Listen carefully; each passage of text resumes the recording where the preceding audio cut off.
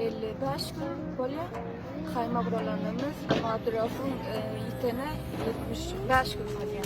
Bizler şakatça şurada 30 kaymada ama hükümetten hiç bizlere bir cevap musbat gelen yok. Ayaklardan hem geldiler, gördüler, tamaşa ettiler ama hiç işlerden gelmedi.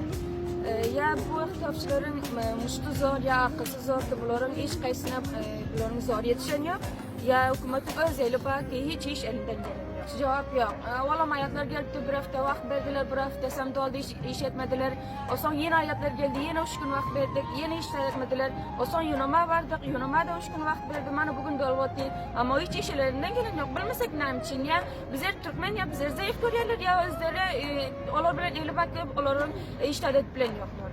Bizler hemen yine 3 günümüz doldu. Hiç işlerden gelmesem, bizlerin bu kaymanam götürmeyiz, bu dönem kıymedemeyiz. Ta ki bizler seslerimizi cahan eşitmese, ya ta ki aşağıdan eşitmese, bizler buradan gitmeyesem, ta bir taraf bizlerin kucağımıza pes gelmese, bizler bu itirazlarımıza idame veririz.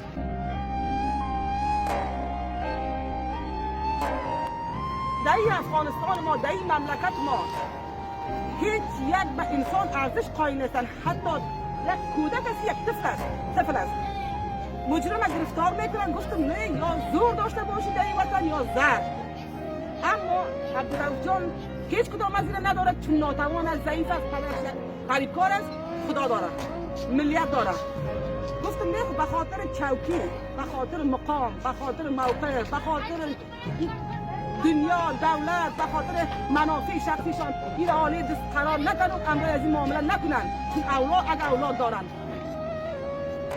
دارن اگر در رگهایشان خوب یک مسلمان الحمدلله لا اله الا الله محمد رسول الله را اگر در زبان یا میگفته باشه میخوانده باشه این را همراه از این معامله نکنن چون این کودک بسیار ضعیف است بسیار خود است کوچک است ناتوان است